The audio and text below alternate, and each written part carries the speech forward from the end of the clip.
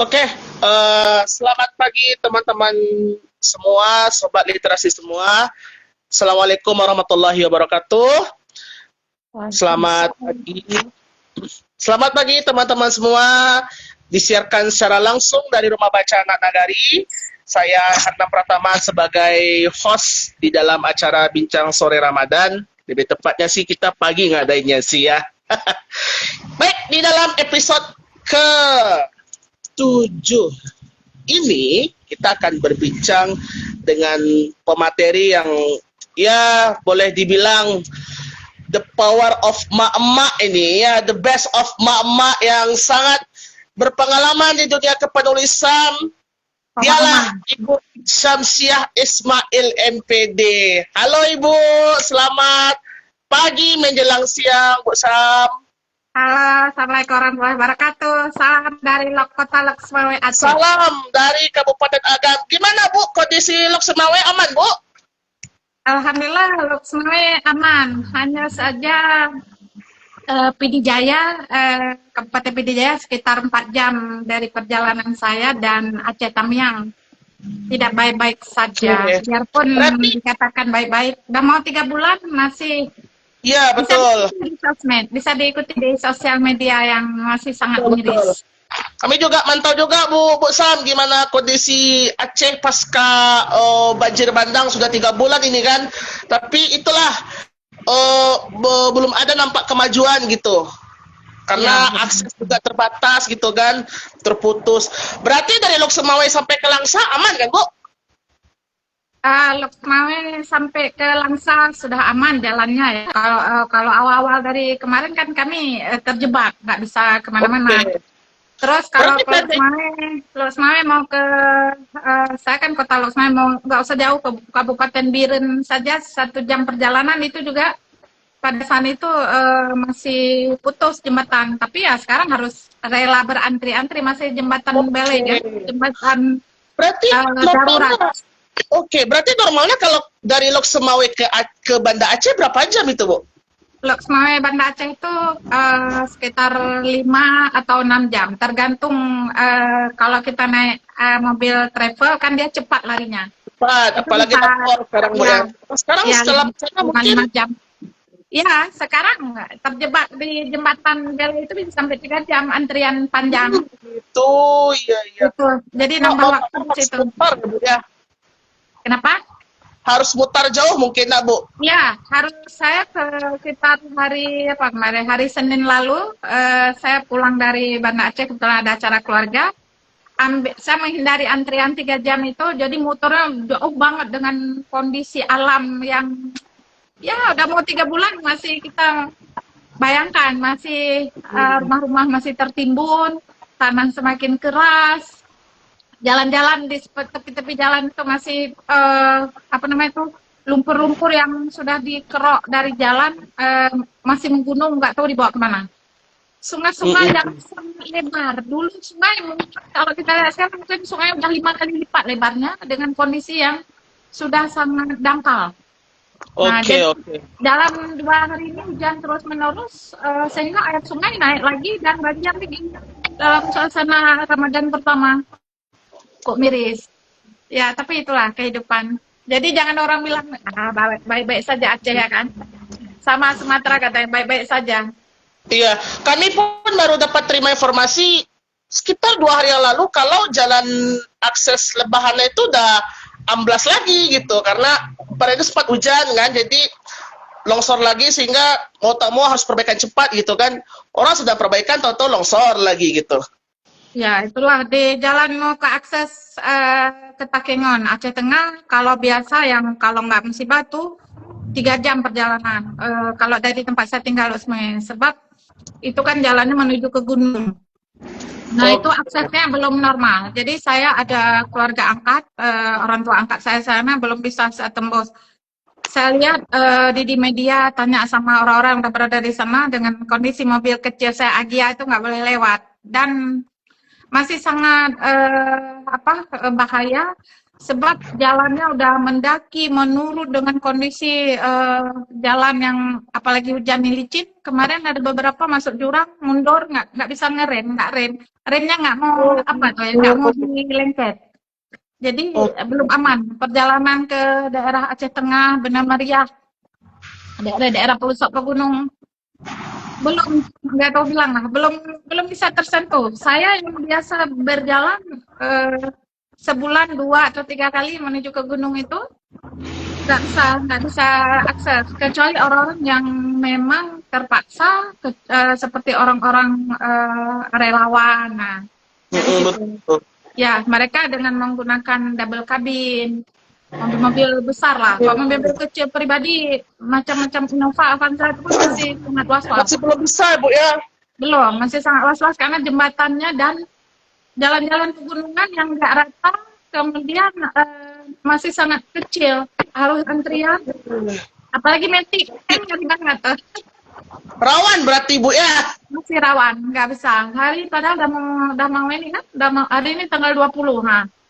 Dan 6 hari lagi udah genap 3 bulan. Oh gitu, oke.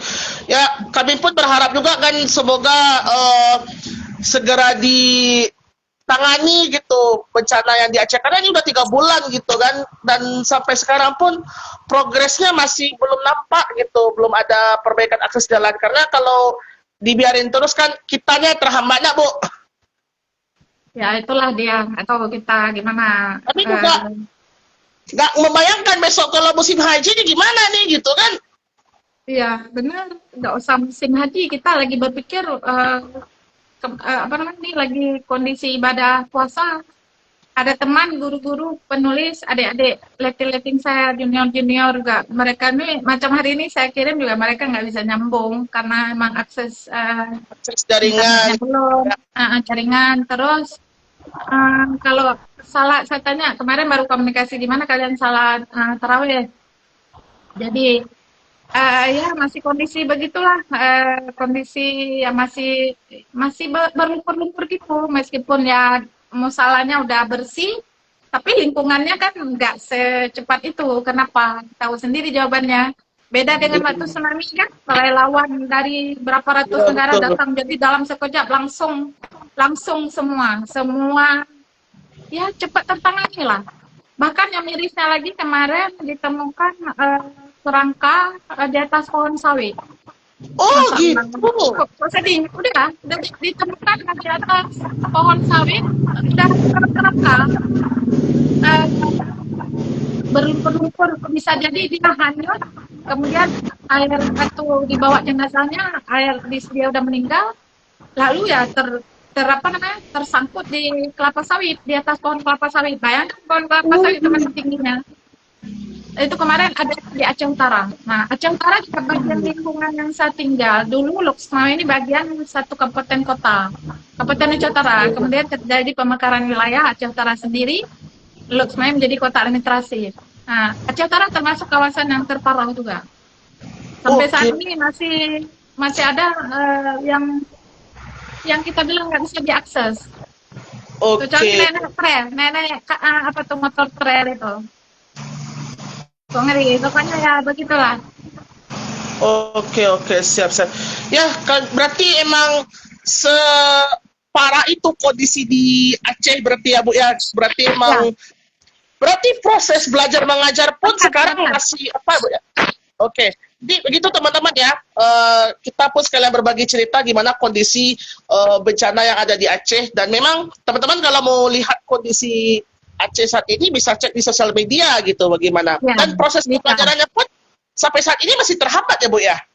Masih ada terjadi sekolah-sekolah darurat di beberapa wilayah yang digagas, termasuk yang Sekolah Sukma Bangsa. Sekolah Sukma Bangsa itu termasuk yang menggagas, dia merekrut relawan yang mau menjadi pendidikan darurat di tenda-tenda. Itu Sekolah Sukma Bangsa itu kan Sukma, Sekolah Unggul Kemanusiaan, sekolah yang dibangun atas donatur ketika pasca tsunami. Jadi mereka juga yang menggagas kemarin untuk mendirikan sekolah-sekolah darurat yang berdirinya di tenda-tenda. Ya itulah seperti itu, belum normal seperti biasa dengan sekolah hancur. Ya pokoknya itulah bisa di sosmed, di TikTok dan lain-lain. Banyak sih info-info itu. Oke, oke. Mudah-mudahan aja lah ya Bu Pit, Bu Sam, semoga kondisi di Aceh khususnya yang dampak-dampak terparah semoga bisa cepat pulih. Dan kami memang sama di Sumatera Barat untuk 2 titik, kami di Palembang sama Malala itu sama-sama. Kalau Malala itu Sital tuh akses terputus. Jadi kami kalau mau ke Padang itu pilihannya 2 tuh Bu Pit. Mutar jauh kami ke Solo, kalau enggak ya nunggu akses lembahannya ini buka tutup gitu. Ya, saya tahu daerah area itu sebab anak saya yang laki-laki satu-satunya kan dia kuliah di ISI Padang Panjang. Iya betul. Masuk Kalau isi yang masuk di 2000 ya, masuk 2014, dia lulus 2018, kemudian dia baru pulang ke Aceh 2019. Jadi saya melihat jembatan apa namanya gerbang selamat datang di Kota Padang Panjang ya kan. Sedih sekali ya di situ parah sekali Iya ya. betul, udah Iya. hancur gitu. Kami pun waktu kunjungan kami ya nggak kebayang gitu gimana separah itu kondisinya. Oke Bu Sam, kita mulai perbincangan nih Bu Sam Iya, mengenai silakan. menulis seenteng ngomong gitu. Mungkin kalau Kak Hernan mikirnya seandainya menulis itu segampang nyuruh orang mandi ya, wah nulis gitu. Nah, Bu Sam, ini kan banyak nih karya Bu Sam dari buku bacaan untuk anak-anak, kemudian ada antologi, kemudian ada kegiatan lomba menulis gitu. Boleh cerita nggak Bu Sam, kok bisa gitu? Bu Sam ketagihan kali nulis gitu. Gitu ya. Jadi ceritanya panjang nih, bermula dari masa kecil dulu ya, karena semua Oke, prosesnya terjadi dari masa kecil ya kan. siap-siap. Jadi ketika kecil kelas 2 atau kelas 2 madrasah tahun 1977. Nah, ayo di mana? Di mana? Belum lagi. Saya lagi 2000, Bu. Nah, tahun 77 saya alhamdulillah dapat majalah mingguan namanya Si Kuncung yang dikirim Oke. ke abang saya yang dia tinggal di kota. Beliau kebetulan sekolah SMA sambil kerja di kantor pos pengantar surat. Nah, si abang ini setiap minggu itu majalah memang setiap satu itu datang ke sekolah saya lewat Pak Kos juga karena Luxmawe dengan kampung saya tinggal itu sekitar 50 kilo. Jadi datang diantar sama Pak Kos juga kening-kening datang ke sekolah. Cuman saya satu-satunya yang mendapatkan majalah itu ya, maksudnya kiriman gitu kan.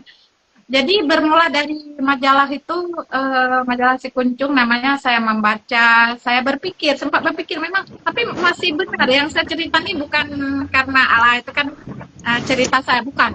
Saya berpikir, gimana ya kok saya bisa baca tulisan orang gitu, gimana caranya gitu. Saya berpikir, sehingga saya ada kolom kan banyak di halamannya, ada cerita anak, cerpen, puisi, kemudian evaluasi dongeng-dongeng, obrolan, diwawancara orang-orang gitu-gitulah. Jadi ketika saya baca puisi, kolom puisi itu gimana ya? Kok bisa kita tulis puisi? Kok bisa kita ada di tangan saya gitu kan? Itu saya berpikir di usia kecil itu. Ya udah terus berjalan hingga tamat min tahun 82 ya, belum lahir juga kan. tamat madrasah tahun 82 saya udah selesai, nggak ada lagi kan majalah itu, tapi saya masih punya, masih saya kumpul, masih saya simpan. Nah, jadi itu bermula dari sumber saya ya mungkin menulis sekarang, sebab semua orang punya alur cerita yang berbeda ketika berawal dia jadi penulis. Kemudian ketika masih di sekolah madrasah, saya jujur aja, saya dari keluarga miskin. Jajan itu hanya dikasih seminggu sekali pada hari pekan, hari Selasa. Kenapa? Karena hari pekan mungkin saya bisa jajan, banyak orang jualan di tepi-tepi jalan. Tapi hari-hari lain tidak. Nah, ketika saya tidak ada jajan, hari-hari lain, pose itu istirahat itu udah 2 kali, itu saya hanya baca majalah, nggak pergi ke tempat orang jualan jajanan sekolahan itu, saya tidak. Apalagi minta-minta sama kawan, enggak. Jadi saya duduk ada di tangga sekolah, di tangga kelas, lalu saya baca, begitu dia masuk, udah masuk kelas, seperti itu. hingga itu sampai ke SMP. SMP ketika jam istirahat, saya juga jajan masih berlaku seminggu sekali, nggak seperti kawan-kawan. Itu saya kemana larinya? Udah ada tempat lari paling nyaman buat saya ke perpustakaan. Jadi 2 kali 15 menit itu saya ke perpustakaan. Oke. Itu masa SMP, karena SMP udah ada pustaka, di madrasah kan nggak ada. Nah, setiap akhir pekan, hari Minggu, saya boleh pinjam buku di pustaka 3 buku. Tercatat 3 buku atas nama saya, jadi ya boleh dikembalikan nanti paling telat hari Rabu, dikasih waktu 3 atau 4 hari. Nah, hingga akhir menutup tamat SMP tahun 85, itu saya yang nggak pernah saya sangka, saya dapat 2 penghargaan. Persis saya anak sekolah. Yang pertama saya juara bidang studi bahasa Indonesia. Wow. Itu dia. Karena kan dia kan ada juara umum, ya kan? Kemudian ada juara bidang studi. Udahlah, saya dinyatakan juara bidang studi bahasa Indonesia dari, saya ingat, kami siswanya 655 orang. Karena di rapor kan ada dibuat itu. Karena waktu diambil nilai juara-juara umum gitu kan, jadi diambil per banyak siswa. Gitu. Jadi kemudian yang surprise lagi itu saya dapat penghargaan dari kepala perpustakaan, dikatakan saya pembaca terbanyak, peminjam dan pembaca buku terbanyak. Itu nggak pernah saya bayangkan. Dalam durasi berapa tahun itu sampai 500-an buku, judul buku yang terbaca, dan saya bawa pulang nih. Kalau kita bawa pulang masing-masing kita baca. Nah, jadi dari situlah bermula saya suka dengan buku-buku. Terus di masa SMP itu saya udah mulai nulis cuman di buku tulis anak-anak, yang buku kita biasa lah, buku sekolah. Kemana saya pergi, saya bawa satu buku, bawa pulpen. Artinya saya cuma nulis apa? Nulis puisi, kata orang puisi, tapi bahasanya sangat biasa, sangat awam gitu kan. Maklum nggak ada yang membina. Kemudian nulislah bahasa-bahasa hati saya, ya kalau sekarang dikatakan monolog, ya udah tulis saja. Karena kalau saya nggak nulis, misalnya saya sedang ada kerjaan lain, entah nyuci piring apa, itu kalau udah nulis saya harus berhenti. Kalau udah ada ide ini, nggak bisa, saya nggak konsen kerja itu. Itu piring-piring gelas-gelas jatuh di tangan. Kenapa? Otak saya tuh harus sambil kertas nulis. Seperti itu. Nah, jadi ya berawal dari situlah, dari SMP. Cuman kalau ikut-ikut lomba saya bermula ketika saya sudah jadi guru. Saya jadi guru 89. Saya udah mulai ikut sembara-sembara menulis, tapi kan sekarang pada masa itu dunia internet kan nggak seheboh sekarang ini. Betul. Ya kan? Iya, nggak ada, kita nggak tahu internet, nggak tahu HP, nggak ada. Tapi ada berita-berita yang muncul di media, di koran gitu kan. Jadi saya ikutin juknis petunjuk teknisnya. Tetapi ya kan nggak ada, kita kayak mana lah nulis laptop itu kan nggak ada disebutkan. Pokoknya menulis itu. Ya meskipun saya nggak pernah kirim, masih merasa takut, malu, tulisan jelek dibaca orang. Itu awam sekali. Kawan-kawan sekarang juga banyak yang seperti itu. Malulah, jelek lah, gitu-gitu kan, dan seterusnya. Hingga ketika saya jadi guru tahun beranjak tahun 2099 ya, 98, 99 itu udah mulai ada akses pusat perbukuan, namanya Pusbukur, pusat perbukuan. Kalau sekarang apa ya namanya? Lain sih namanya, lupa saya kan. Jadi saya kirimnya lewat pos. Jadi kan syaratnya deadline-nya lewat stempel pos. Nah, nanti dapat pengumuman biarpun kita nggak menang, ya kan? Itu bahagianya kita dapat masukan juri dengan naskah yang kita kirim. Itu pelajaran buat pribadi saya. Kemudian dapat sertifikat, terima kasih atas partisipasi untuk kegiatan bla bla bla. Oh, kegirangan banget kita. Ya pun nggak juara, tapi ya disitulah juri-juri, masukan juri-juri itu saya jadi tahu begitu ya, nulis bla bla bla. Hingga saya pertama sekali ikut ada pelatihan menulis buku muatan lokal, MULOK, yang diadakan oleh Dinas Pendidikan Provinsi Aceh tahun 2000. Nah, itu memang betul-betul digodok, tidak sekedar dilatih, tetapi harus jadi buku kita bertanggung jawab dalam pelatihan itu hingga menutup pelatihan. Itu ditanya sampai bab berapa, itu semua udah terdata semua. Apa itu namanya itu juknis, bukan juknis, program yang kita mau tulis itu semua. Sehingga diberi waktu berapa lama kita mengantarkan naskahnya ke provinsi. Disitulah dilihat oleh provinsi, oh ternyata setelah dilatih, guru-guru ini bisa menulis. Salah satu karena saya itu masuk. Ya, kemudian dibuatlah lomba nulis oleh Provinsi Aceh Dinas Pendidikan tahun 2002. Ikut saya. Nah, di situ saya ada mulai versi saya saat itu dapat juara 2 provinsi. Itu waktu itu hadiahnya sangat lumayan. Dari pertama 5 juta, 6 terbaik. Pokoknya ini kan kalau hadiah itu kan uang itu sebagai motivasi, dorongan juga, ya kan? Aku harus dapat nih, aku harus dapat duit nih sekian gitu kan. Nah, tapi saya nggak cuma sama naskah yang saya kirim, masih kirimnya lewat pos. Saya bilang, kamu paling tidak, ini ngomong sama buku ya, kamu paling tidak dapat juara alhamdulillah. Kenapa? Karena dapat uang 750.000. Banyak sekali tuh 750.000. Dari Miranti masuk tempat itu dari kami yang dia sebagai pemintas banjir. Maka juga fair.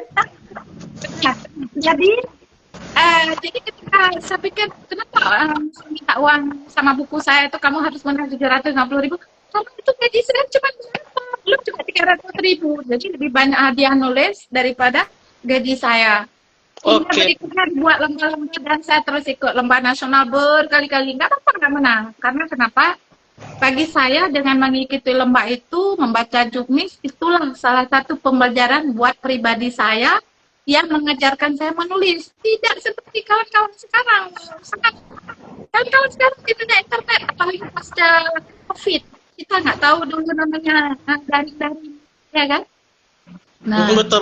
Ya, yang penting, ya, kalau pasca itu kan kita belajar daring, yang penting kan kuota internet dan sebagainya, itu aja yang terpenting. Ya kan? Kalau mau belajar, perkara dibuat pelatihan di mana-mana, itu saya nggak pernah kapok. Soalnya itu sedih.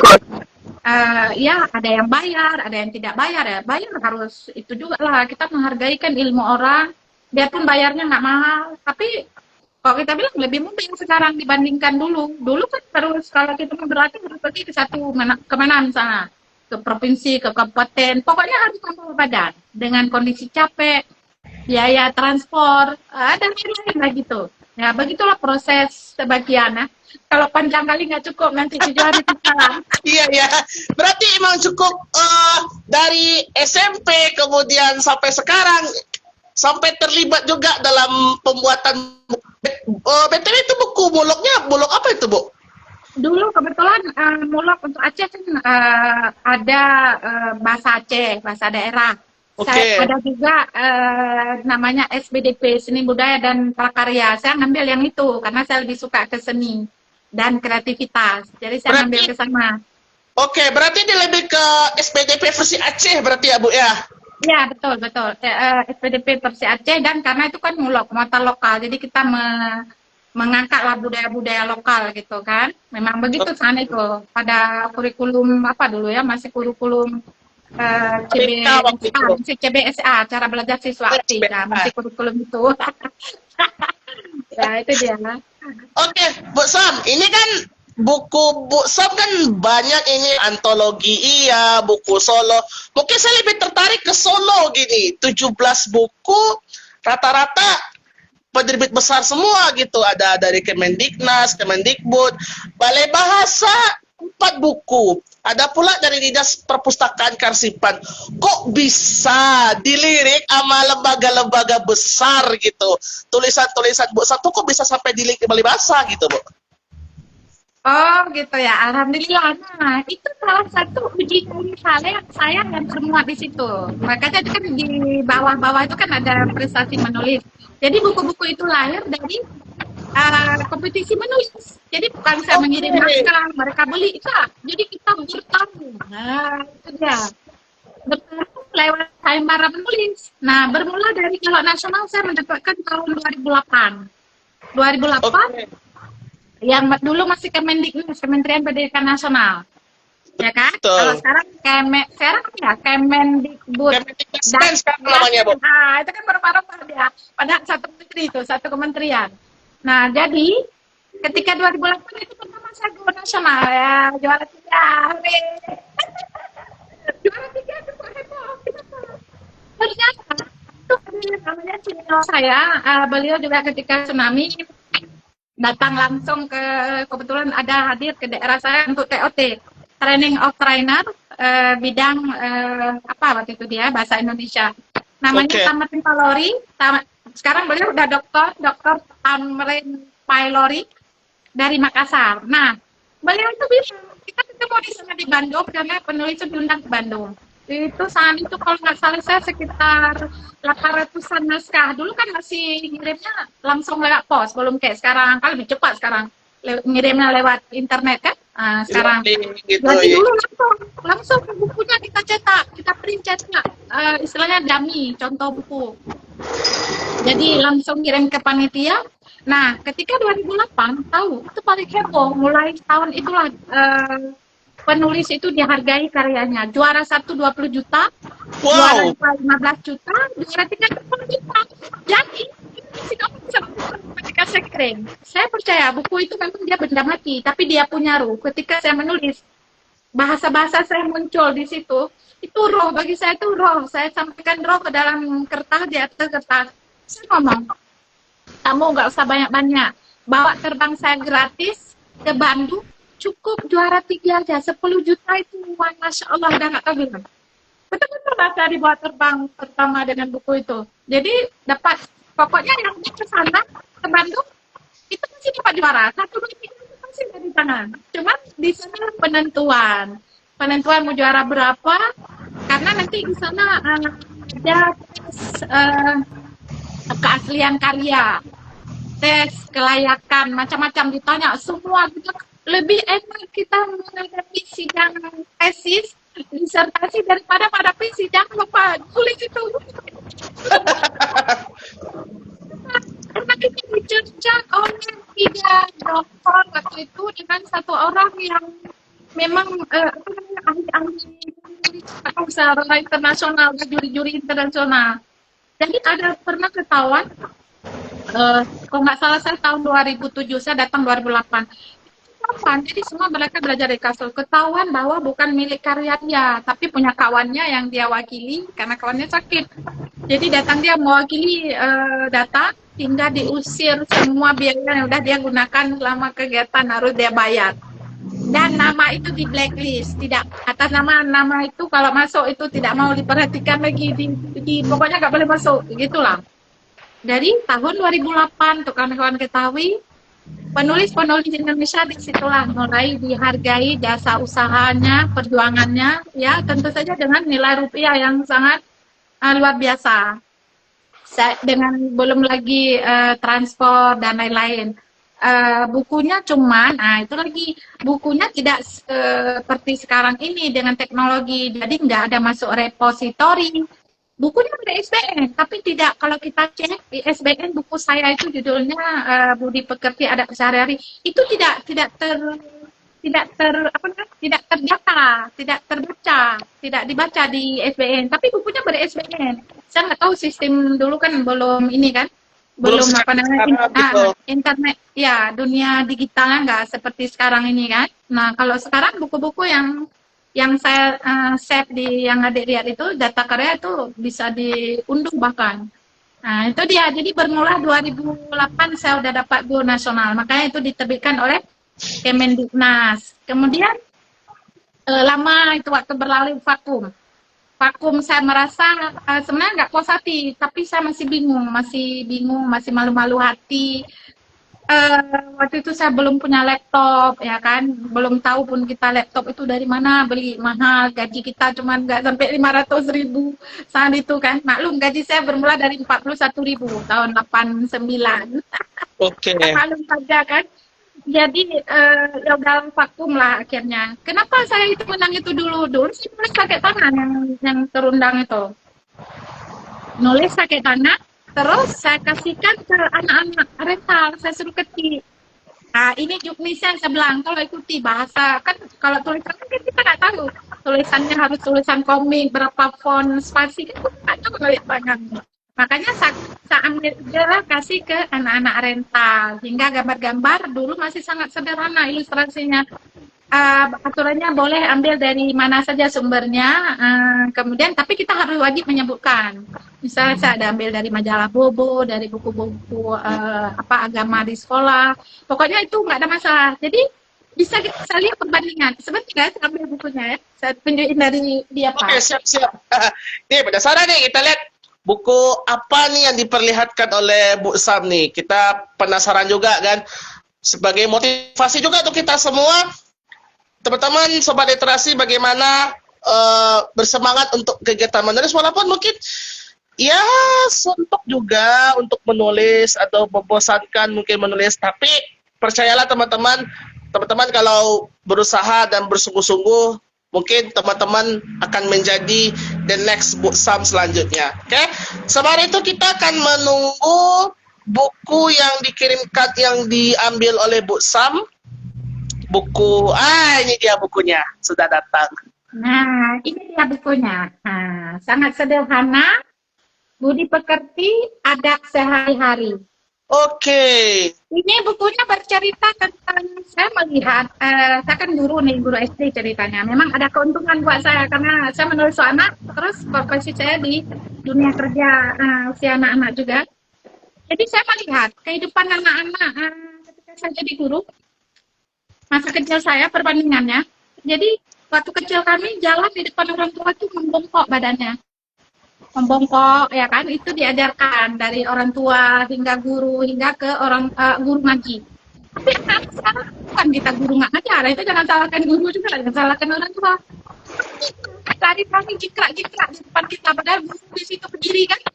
Kadang ada guru lewat, dulu kita guru lewat gitu, numpang lewat gitu lah, dengan bahasa daerah.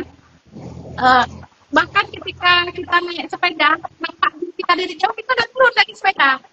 Pak, dari kereta kan, cuma itulah namanya adab. Ya kan? Jadi padahal jalan ya, kita naik sepeda turun, dorong, begitu udah lewat, udah saling berbelakang, baru kita naik. Nah, itu ada ketika masa kecil saya. Nah, terbang sekarang ya Allah, anak ini capek kita bilang kalau ketemu orang tua ke arah dulu siapa saja nak pada ditunjuk gitu kan. Itu kan mengajarkan adab yang sekarang dengan pendidikan karakter. Ya kan, dulu kan nggak ada tahu istilah karakter. Nah, sekarang namanya beberapa tahun terakhir pendidikan karakter. Dari situlah kemudian saya ngambil narasumbernya dari buku-buku yang ada di sekolah yang diajarkan oleh guru agama, karena ini saya termasuk buku kategori non fiksi karena ada dua waktu itu, ada fiksi dan non fiksi. Saya ngambil kategori non fiksi dan dia tetap harus mencantumkan daftar pusaka, ya kan, daftar pusakanya ya dari sumber-sumber buku-buku dari sekolah, terus agama saya pinjam, guru agama pinjam bukunya saya baca gitu kan. Itu bermula dari ini, buku juara 3 nasional yang membuat saya terbang gratis pertama. Oke, berarti mungkin tampilannya sederhana mungkin, tapi pesan yang diambil dalam buku itu sangat berkesan gitu. Iya, benar, lihat gambar-gambarnya boleh. Saya bahkan gambar dari cek ke internet anak-anak itu yang saya suruh bikin tulisan ini, saya minta tolong ketik, ada gambar-gambar yang memang udah ada di laptop, saya suruh print, saya minta warnanya sedikit, warnanya pakai cat kayu gitu, sangat sederhana. Ada juga yang diambil dari ensiklopedia anak muslim yang cerita Samil Nadia gitu kan. Oh iya, betul. Lagi terkenalnya tokoh-tokoh itu ya boleh-boleh saja asal menyebutkan sumber. Itu sangat sederhana memang. Kalau anak-anak yang sekarang lihat, kalau buku-buku yang sekarang saya lihat perbandingan, kalau kita sekali kita lihat orang ini, tapi kan memiliki aturan, ada aturan ngambilnya, bukan suka-suka saya. Kenapa nih kalau misalnya kawan-kawan yang penulis yang udah hebat-hebat sekarang, begitu dia lihat buku saya 20 kan, loh ini kan gambarnya enggak ada ini. tapi lihat dulu juknisnya. Saya kan itu juknis. Kalau saya nggak ikut juknis, nggak lolos dong saya terpanggil ke Bandung. Jadi dia bilang boleh mengambil karya orang lain dari mana saja sumber ilustrasinya asal disebutkan sumber. Nah, itu dia. Nah, Oke. Nah, Bu Pit, Bu Sam, dari semua prestasi Bu Sam, ini kan ada berapa nih dari Agustus 2002 sampai Mei 2025. Kita nggak tahu nih 2026 apakah ada gebrakan baru dari Bu Sam, apakah ada gebrakan prestasi dari Bu Sam. Kita menunggu coming soon aja ya Bu Sam ya. Apa nih buku yang akan lahir di 2026? Kita coming soon aja nanti. Ya, Bu Sam, ditunggu aja karena maaf karena 2026 ini DL batasnya 31 Maret. Saya sedang menerjemahkan karya saya udah siap.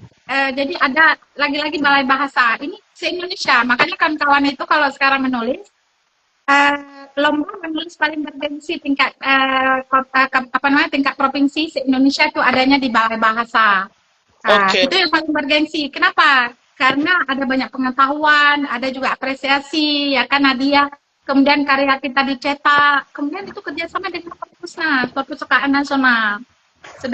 Nah, kalau untuk tingkat nasional yang paling bergengsi di bawah kepemerintahan itulah yang diadakan oleh Kemdikbud namanya GLN, Gerakan Literasi Nasional. Itu dia. Yang itu udah mulai tahun 2016 kalau nggak salah saya GLN. Saya pernah menjuarai karya GLN 2017 dan 2018. Itu juga ada saat itu bisa dicek di apa itu? Di karya itu. Nah, ini salah satu karya, cuman pada saat itu tahun itu bukunya tidak dicetak seperti sekarang. Cuman kita kirim contoh dummy, begitu kita terpilih, nah terpilih baru diundang ke Jakarta waktu itu dibuat acara. Ini 2 kali terbang gratis gara-gara buku ini. Semua difasilitasi dari transportasi, pesawat, dapat honor, dapat hadiah.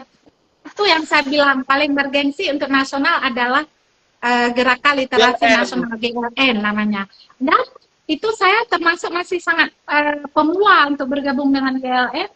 Karena pertama kan yang tadi 2008, kemudian ini dapat menangnya 2000 GLN di 2018, 2019. Ya kan? Jadi beberapa tahun kemudian masih sangat sederhana juga pengambilan beberapa gambar. Cuma kita ikut juknis, pengambilan gambar sangat sederhana, belum diminta gambar digital, ilustrasi tidak digital. Tapi saya langsung minta digambarkan sama teman saya yang memang ahli nulis, dan ada 2 gambar mural yang di rumah saya yang saya suka, kebetulan saya suka lukisan di rumah. Nah, jadi kita hanya memiliki sesuai kebutuhan juknis, dan ada gambar aslinya juga yang muncul di buku itu, karena bercerita tentang tempat tinggal Cut Mutia, salah satu pahlawan nasional yang dari Aceh. Kebetulan ini cerita sangat ringan. Kenapa ringan? Satu hari libur minggu saya jalan-jalan mencari tahu di mana sih rumah Cut Mutia gitu kan. Kan beliau pahlawan nasional. Masa saya nggak pernah pergi.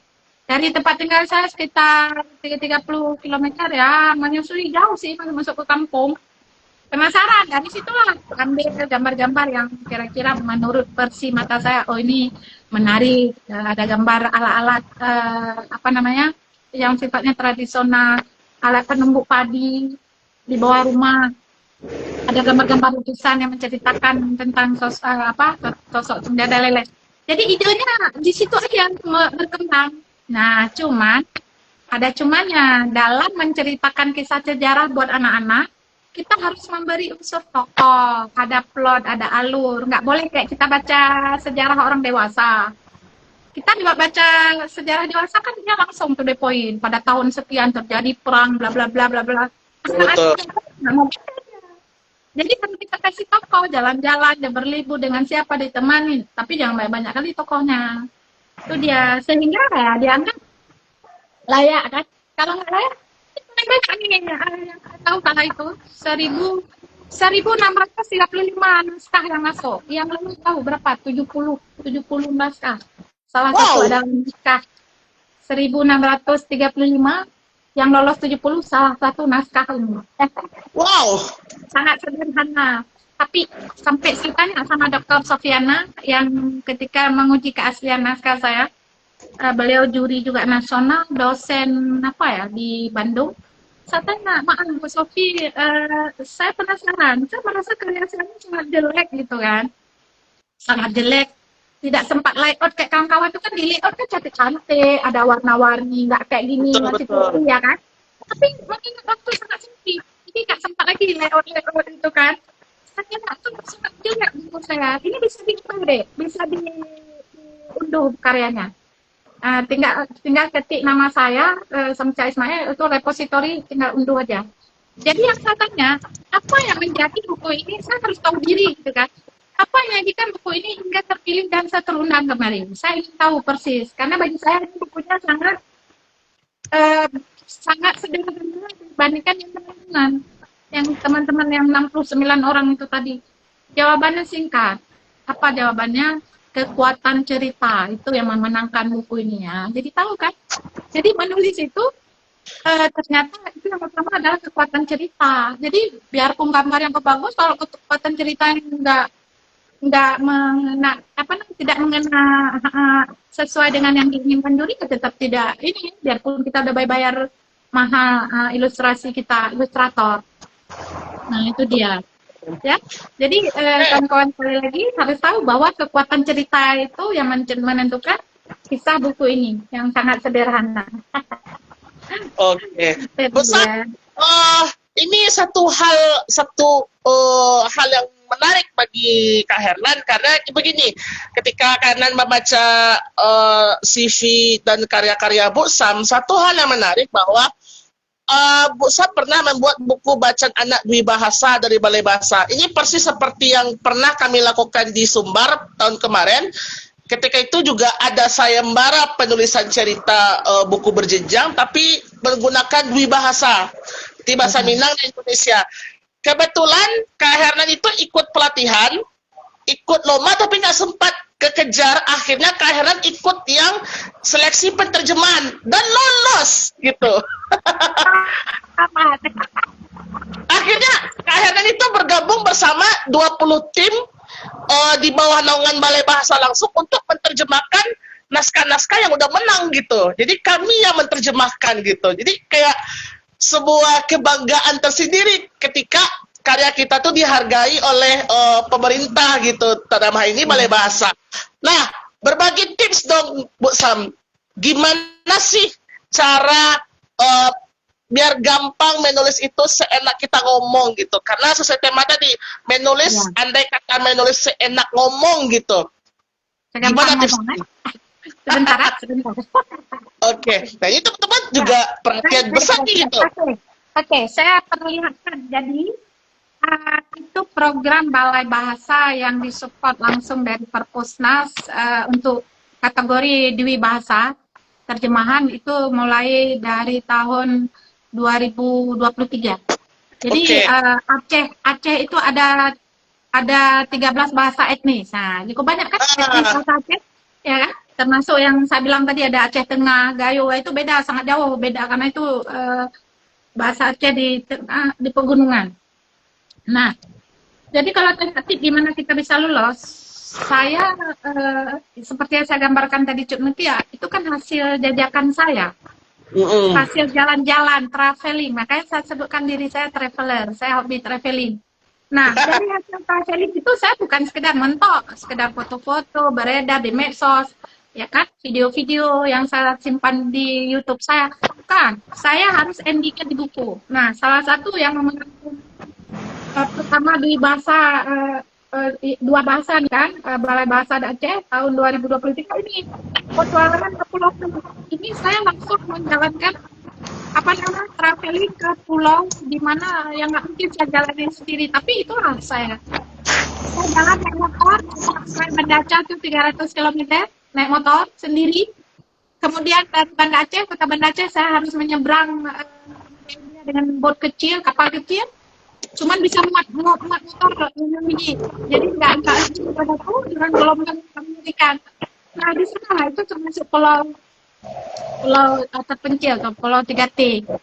Di sana saya melihat, saya betul-betul lihat orang seperti orang lahir baru, Kak, kan siapapun, lingkungan asing semua, saya hanya bisa berbahasa, ya kan? Kita mau bawa duit banyak juga hati-hati, apa maksudnya? Kita mau makin nasi itu orang di jalan nggak ada. Jadi diingatkan mau orang kampung, jangan tanpa lapar, jangan malu-malu, minta orang kampung. Seperti itu. Nah, Oke. nggak ada seperti itu. Jadi intinya saya setiap buku yang menang adalah buku yang bukan saja menulis, tapi saya sudah pernah berada di kata tanda petik berada di sana.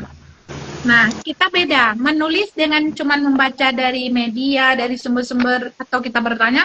Ketika badan kita berada di satu tempat kita tulis itu apa ya? Rasanya, auranya beda.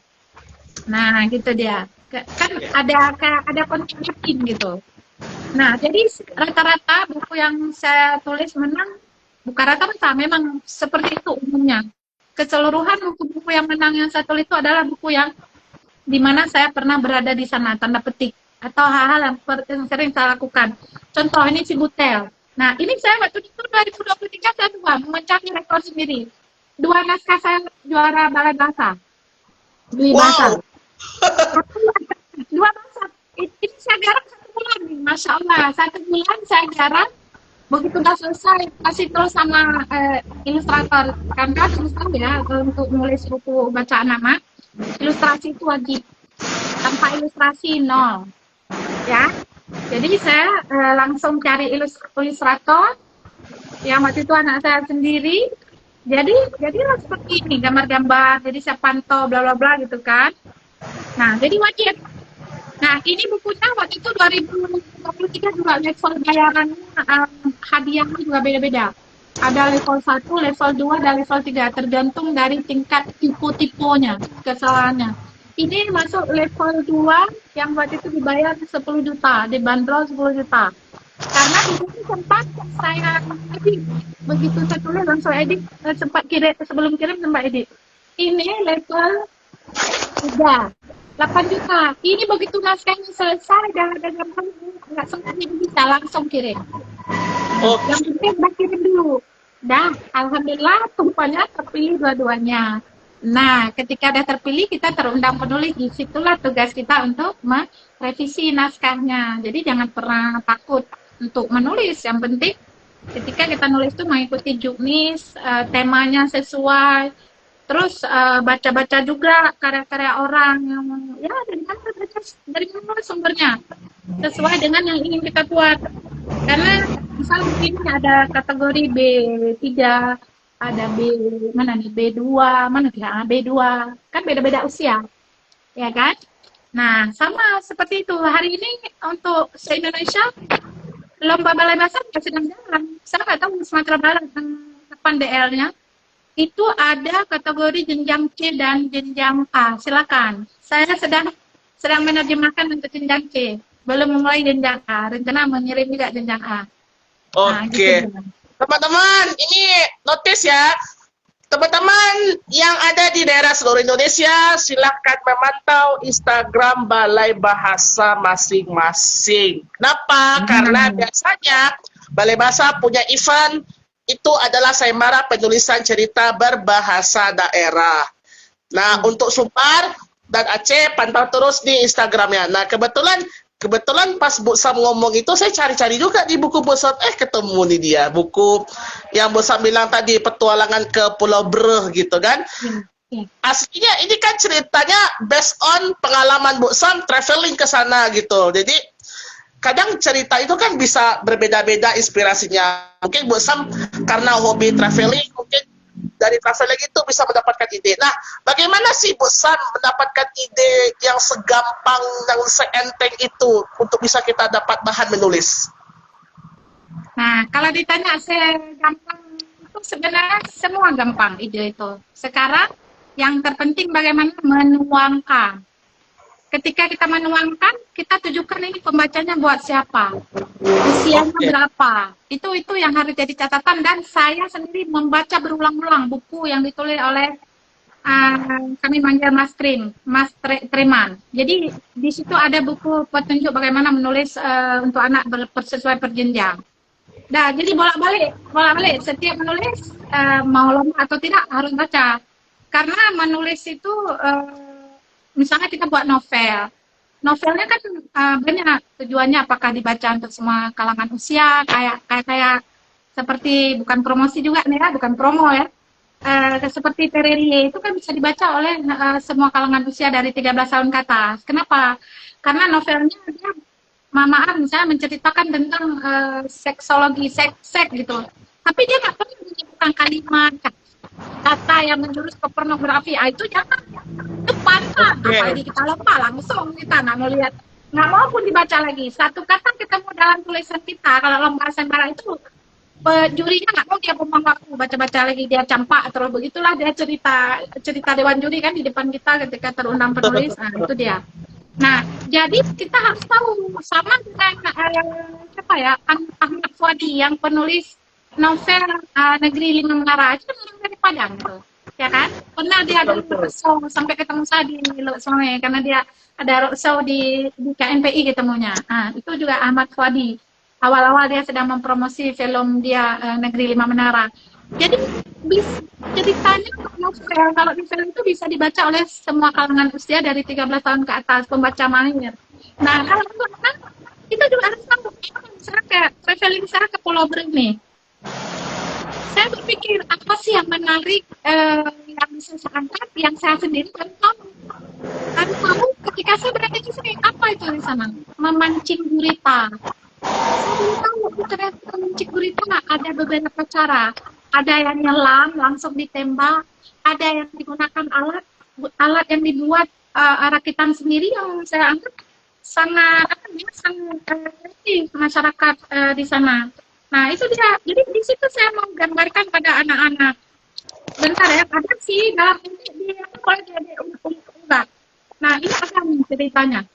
Ini salah satu alat memancing gurita ya. Mungkin saya ketika kirim ke ilustrator kan gambar asli, tapi kan dia harus membuat versi anak-anak gitu. Jadi ada alat yang pancingnya gurita. Itu nanti boleh dicek juga buku saya ini, bisa diunduh. Kemudian dalam memancing gurita itu ada juga yang tembak. Nah, tembak bukan tembak menggunakan peluru dia, tapi kayak tembak bahan yang digunakan karet. Bedil ya, senjata panjang. Tapi itu kayak karet, nanti ada di ujung karet itu ada kayak panah, biji panah. Begitu ditembak dia lengket ke gurita, dia bisa tinggal tarik gitu, bukan lepas kayak ditembak peluru nyasar gitu, bukan. Nah, jadi saya menceritakan keunikan di bawah di dalam air dengan ikan warna-warni, bagaimana cara penyelam. Kebetulan sekali memang saat itu saya bersama ada program anak mahasiswa di Janto, Institut Seni Budaya Indonesia Janto, itu kan cabang dari Padang Panjang, Sumatera Barat. Iya betul. Ya kan? Dari kampus itu kebetulan bersamaan dengan anak itu ketemu salah satu, bukan kita sebenarnya, program pertama saya tahun 2021. Kebetulan di situ ada cucu saya, mahasiswi perempuan. Dia ngapain ke sana mereka mengadakan program pengabdian masyarakat. Nah, jadi saya bilang sama cucu saya, kalau ada kakak ke sana, oma ikut ya, urusan saya menulis. Nah, dari situlah saya pertama mengenal. Nah, mereka itu bawa kamera bawah air, GoPro ya, kamera bawah air. Oke. Ya, jadi ketika dia bawa GoPro, si anak mahasiswa ini ikut nyelam dan dia foto di bawah air. Makanya saya minta dibagikan foto sehingga saya tahu bagaimana posisi orang yang menyelam di bawah air seperti ini. Si foto aslinya.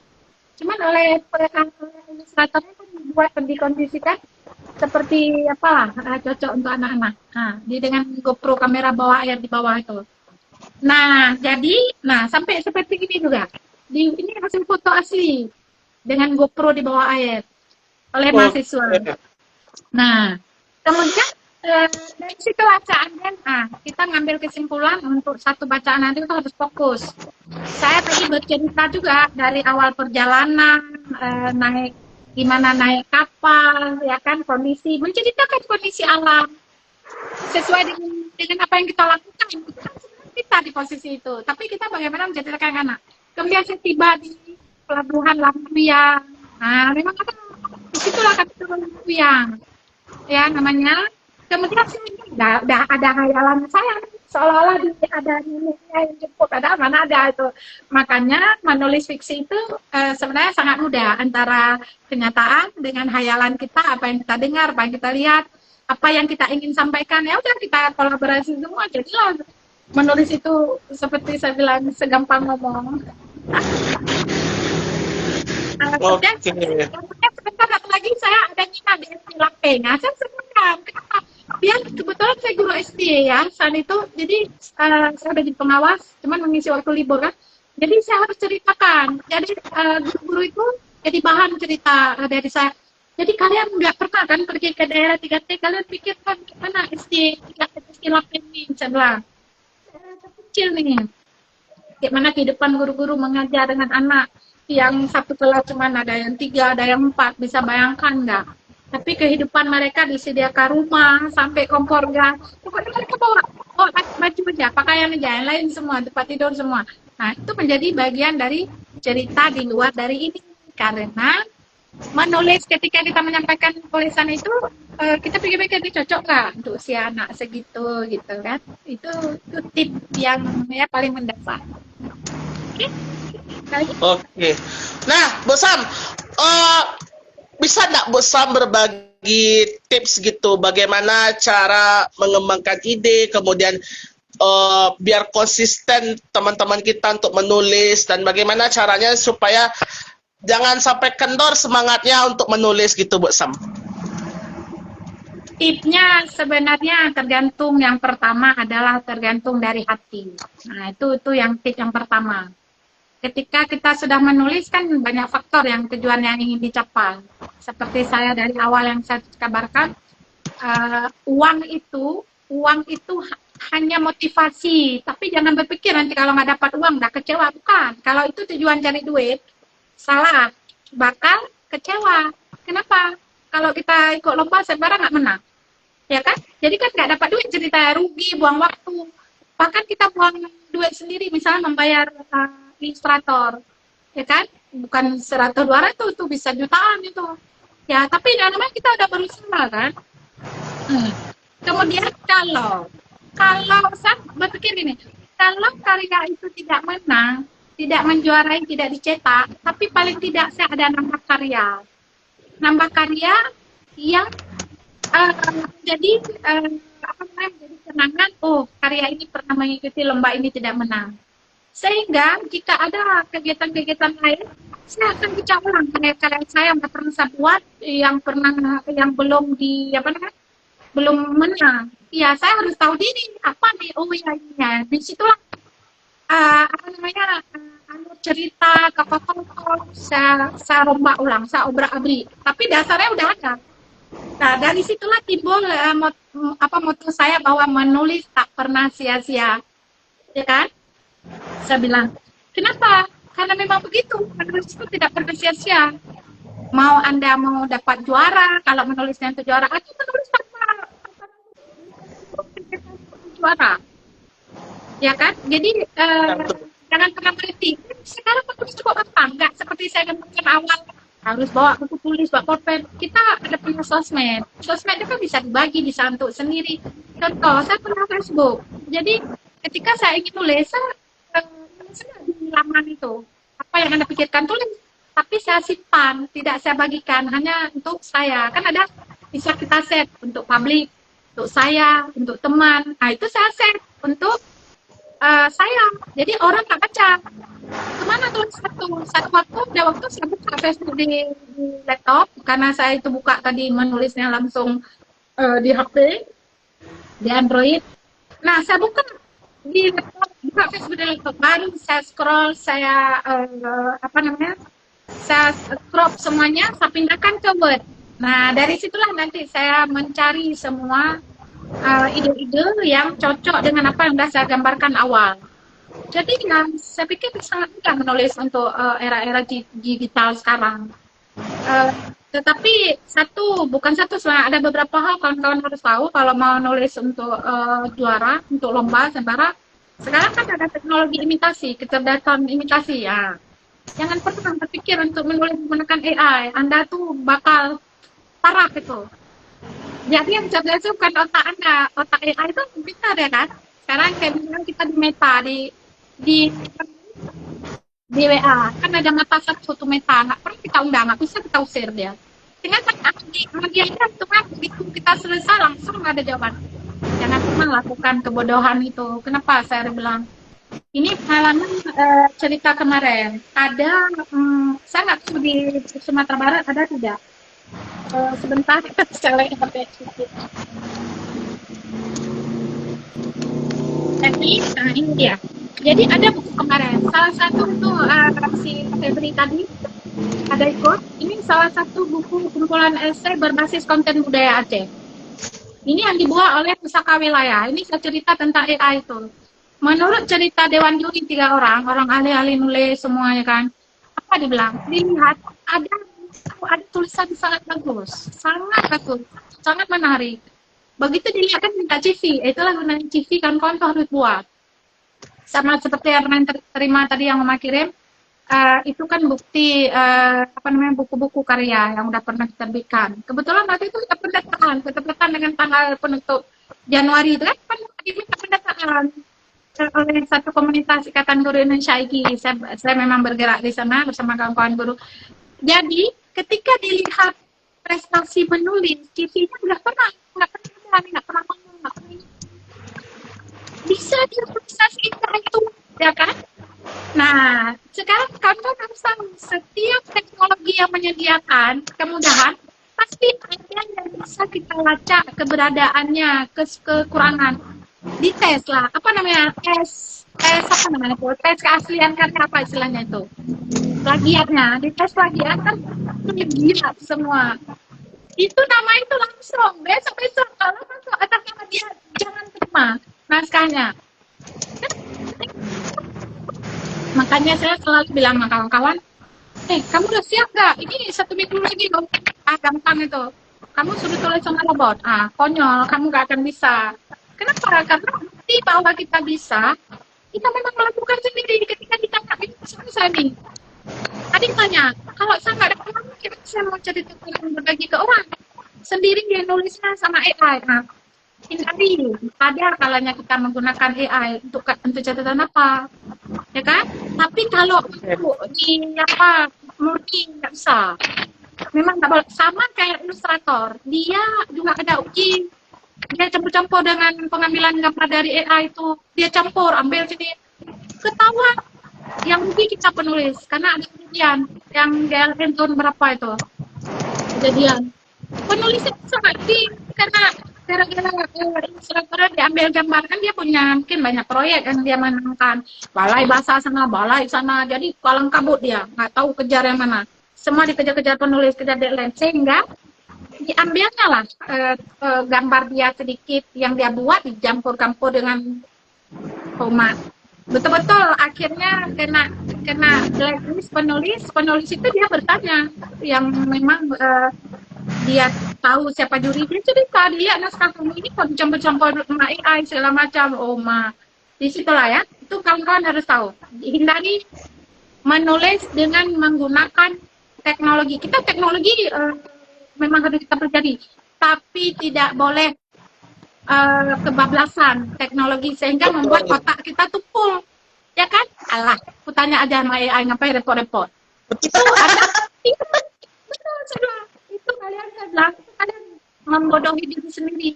Saya bodoh, saya bilang, tapi aku tahu diri. Karena aku bodoh, aku harus mengasah. Cara ngasah dari buku-buku baca. Nah, ketika kumpulan esai ini lolos, ini lebih kalau nggak salah lebih 200, yang lebih 200 atau 300 yang disampaikan pada acara itu bulan 5, 6, 7, 3 kali terpanggil dalam 3 bulan itu untuk merevisi naskah. Ini begitu dibuktikan, siapa melakukan ini? Baguslah. Nah, wow. betul. Nah, dengan tingkat ketebalan karya saya itu masuk ke dalam kategori budaya, keunikan. Nah, ini saya bilang lagi, lihat foto-foto asli. Foto asli itu. Ini keunikan perkawinan adat yang saya gambarkan semua anak sulung saya. Perkawinan anak sulung saya. Jadi sumpah hal saja jauh. Saya ingin menggambarkan keunikan-keunikan adat Aceh. Foto-foto semua foto dokumentasi pribadi, bukan ngambil dari internet. Nah, itu juga jadi catatan kawan-kawan. Oke. Jangan Berarti jangan kita menggunakan gambar dari internet untuk memperbarui tulisan kita jika memang ada gambar yang bisa kita ambil sendiri. Saya ngambil lewat HP, cuma cari HP yang resolusi tinggi. Itu boleh. Daripada kita nggak punya kamera profesional kan, harus cuci lagi foto. Kalau di HP kan bisa, nah gitu dia. Oke? Gimana? Oke, teman-teman semua ingat tadi kata Bu Sam semua diawali dari niat. Innamal a'malu binniat. Karena niat yang tulus pasti ada aja jalannya gitu.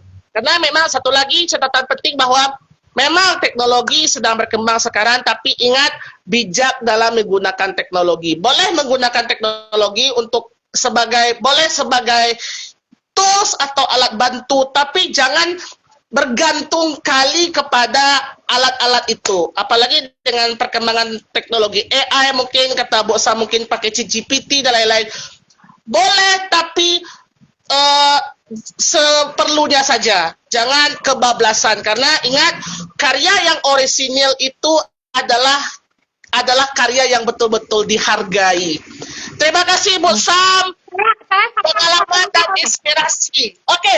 Saya tambah satu lagi, kebetulan ini ya. Ini heboh nih. Heboh kenapa? Karena yang menerbitkan adalah Dinas Perpustakaan dan Kearsipan Kota Padang Panjang, Sumatera Barat.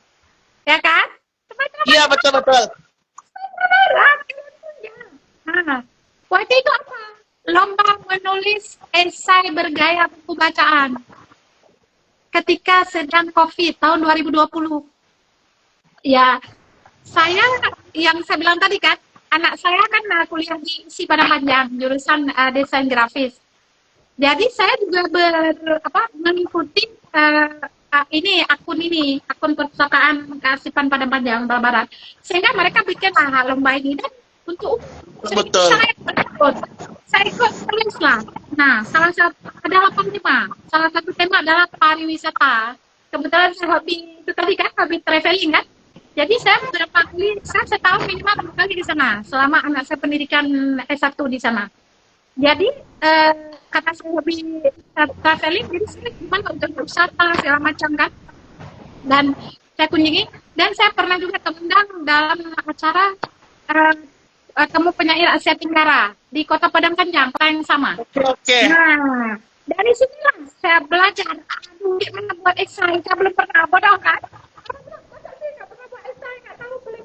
Nah, mungkin buat kamu yang datang, saya nggak tahu. Makanya saya tanya sama guru-guru yang udah pernah melatih muridnya sampai juara esai nasional. Saya datangi dia, saya minta waktu, saya traktir minum, duduk di mana. Itulah tujuan saya belajar. Istilahnya privat lah gitu saya.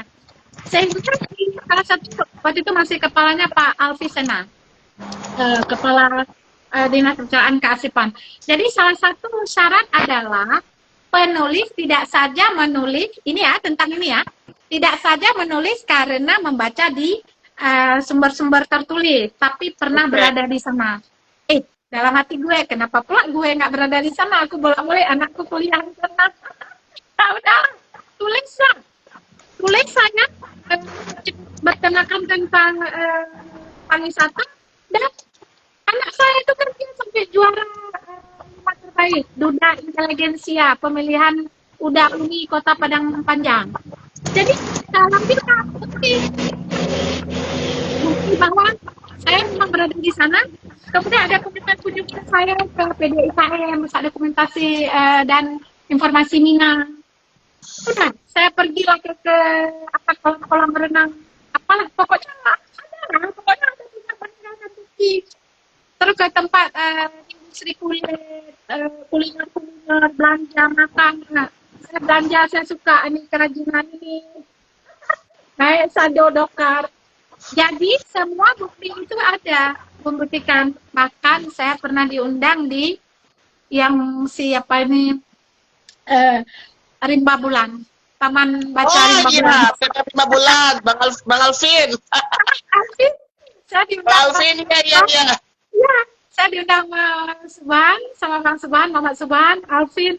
Ya udah, saya di pemateri di situ sama di depan anak-anak komunitas literasi Kota Bandung Panjang. Jadi pemateri di situ. Bukti kan? Ini saya waktu sudah salam lampirkan karya-karya ini. Nah, ya kan? Foto-foto bukti. Nggak terpikir. Jadi jadi nak datu. Jadi ketika saya tulis di Kota Padang Panjang, memang saya pernah berada di sana, ada di Masjid Islamic Centernya Padang Panjang. Jadi dalam satu buku ini memang sangat fokus pada Padang Panjang, sehingga saya mengangkat ada beberapa item khusus Padang Panjang, sekitar berapa ya, 19 dalam bukan 19, sekitar berapa ya, sekitar tentang 35 tentang wisata bermacam-macam, termasuk budaya, kulinernya, wisata alamnya, semua saya angkat. Nah, yang mau saya bilang lagi, ketika saya menulis ini, kita diundang sebenarnya terpilih 5 terbaik. Salah satu adalah saya untuk menentukan 1, 2, 3 dan harapan 1 dan 2. Karena COVID menghambat perjalanan kami, alasannya dana dialihkan ke sana. Padahal itu udah ada harapan saya bisa jalan gratis kan ke sana, tapi karena itu alasan COVID, dana yang dialihkan, jadinya hanya kebagian cetak, buku cetaknya saja. Lumayan sih di atas book paper. Sampai saya bilang tolong setiap penulis kami karena tidak terundang, kan banyak sekali berapa juta kalau diundang, ambil lagi hadiah. Hadiah paling murah waktu itu kalau nggak salah saya 5 juta. Paling mahal 15 juta. Jadi kami minta saya ya ngomong dalam grup, tolong berikan kami penulis minimal 20 buku. Ini kan 20 buku sangat sedikit. Dan dengan buku-buku yang juara-juara tadi ada 4 orang. Misalnya buku saya udah ada 20, ditambah 4 orang yang juara-juara tadi. Kenapa? Itu sebagai untuk bahan untuk kita baca karya-karya kawan gitu. Itulah namanya kenangan. Jadi dapat saya 20 buku karya ini. Nah, dan covernya oleh masyarakat foto asli. Kenapa? Karena halamannya, ternyata dia menjadikan saya covernya nih. Cover saya sendiri dengan di belakangnya Islamic Center. Nah, judulnya Surga Wisata Egy Van Andalas. Keren kan? Oke. Orang Aceh membuat cerita tentang Padang Panjang, sungguh out of the box ini. Makanya saya bilang lagi ada Eka, sering saya panggil itu kan udah jadi keluarga angkasa. Senang ada Eka. Saya dari Padang Panjang ngambil motor sama mahasiswa pinjam 2 hari, saya putar-putar di Bukit Tinggi itu kemana-mana. Saya udah pergi ke rumah kelahiran Bung Hatta. Saya sempat ikut seminar di perpustakaan Bung Hatta. Pergi ke daerah yang tentang gadang yang raja itu Pagaruyung. Tetap masuk Pagaruyung. Kemana saya masuk itu pergi sendiri ya, pergi dan itu dia. Semangat. Sungguh di luar dugaan bahwa ada orang luar Sumatera Barat yang membuat cerita tentang keunikan Padang Panjang gitu, dan orang itu adalah Bu Sam sendiri. Covernya sudah ketahui ini Masjid Islamic Center ini Padang Panjang ini. Iya, ini dia Islamic Center. Dia kan masjidnya agak ke bawah kan? Iya, betul. Ketika saya minta foto, saya agak tinggi berdirinya. Agak tinggi. Jadi kesannya ya mungkin asli fotonya cuman mereka di set aja kan, kondisi kan karena dia juga aslinya. Jadi gimana lagi ilustrator itu kan? Nah, itu dia. Jadi yang saya bilang lagi kembali ke moto saya bahwa menulis itu segampang ngomong, ya seperti itu ngomongnya. Dan ketika kita menulis esai dengan bahas, ternyata memang esai itu sangat gampang menulis. Gampang bagaimana? Dia memang setengah ilmiah. Tidak perlu ada referensi. Tetapi bahasa yang kita gunakan tetap bahasa Indonesia yang baik, dan benar.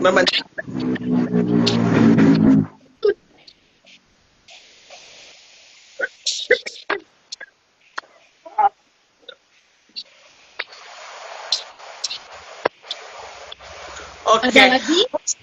Oke, Bu Sam, terima kasih atas ilmu yang ini istilahnya bukan kulit lagi pembahasan kita. Ini udah bagian terdalam dagingnya nih. Ini kalau ibarat kita mau bicara daging sapi nih, daging sapi kita udah bahas khas dalamnya, udah bahas iga sapinya, udah bahas jantungnya, hatinya, udah bahas daging-dagingnya, dan banyak-banyak lagi lah. Sudah daging isinya ini kita pembahasannya. Tetap semangat Bu Sam, semoga kita tunggu Bicara Sore tahun depan dengan karya-karya Bu Sam terbaru. Kami sebenarnya aja di 2026 apa sih karya Bu Sam terbaru. Terima kasih Bu Sam, semangat bertugas menjadi pengawas SD di Kota Lok Semawe. Tetap semangat dan terus tularkan semangat literasi dan gerakan menulis kepada Bapak Ibu guru kita. Terima kasih Bu Sam, semoga sukses. Sama-sama juga terima kasih Rumah Baca Anak Nagari dari Kabupaten Agam sudah memberi saya untuk ruang bercerita dan sesuatu yang membuat memang saya seperti ini. Jadi bahkan cerita saya di luar dari pertanyaan terus mengalir. Ya mungkin itulah kebiasaan itu tadi, menulis gampang, ngomong. Dan satu saya pamer yang terakhir. Jadi motivasi ini adalah 1000 buku yang saya dapatkan dari Perpustakaan Nasional. Iya, Perpusnas yang saya terima tahun 2025. Dari situ saya ketika berkunjung ke anak nagari, saya berpikir bagaimana cara mendapatkan buku-buku. Karena dulu Bu Sri sendiri sebagai ketua TBN Rumah Bacanya pernah berkunjung ke rumah saya di Sungai Aceh dengan keluarga, dan saya hadiahkan buku-buku yang bisa saya berikan 2 karung menjadi sebagai sumber buku itu. Di situ saya berpikir, ya Allah, gimana cara saya bisa mendirikan TBN dengan buku yang harus saya siapkan. Alhamdulillah 2025 terjawab. Jadi saya mendapatkan 1000 buku dari Pusat Perpustakaan Nasional. Ini saya sedang diminta dari CB untuk menerima hibah, buku hibah dari CB, Sistem Perbukuan Indonesia. Juga sedang saya siapkan, diminta masukkan proposal. Harusnya kemarin 2025 bukunya udah habis, jadi diminta saya untuk menerima 2026. Nah, jadi kawan-kawan, salah satu yang kita baca di flyer bahwa menulis itu ajaib. Nah, itu tadi ajaibnya, termasuk saya mendapatkan 1000 buku, kemudian mendapatkan tawaran-tawaran bisa seperti ini, berbagi. Itu bagi saya dan mungkin bagi sebagian orang juga termasuk hal yang ajaib seperti menulis. Dan tetap menulis semudah ngomong. Satu hal yang terakhir, N kurang M sama dengan O. Artinya menulis tanpa membaca sama dengan omong kosong. Demikian. Assalamualaikum warahmatullahi wabarakatuh. Waalaikumsalam. Terima kasih Bu Sam yang telah memberikan inspirasi pada siang ini. Semoga sukses dengan semua karya Bu Sam dan ditunggu karya Bu Sam selanjutnya. Terima kasih. Sobat literasi dimanapun Anda berada yang telah menyaksikan live IG ini cukup lumayan panjang ini episode kita. Semoga bermanfaat dan sampai ketemu di Bincang Sore berikutnya. Saya Herna Pratama, pamit undur diri. Wassalamualaikum warahmatullahi wabarakatuh dan salam literasi. Salam literasi. Terima kasih Bu Sam. Sama-sama. Sampai ketemu. Sehat terus. Sehat terus Bu.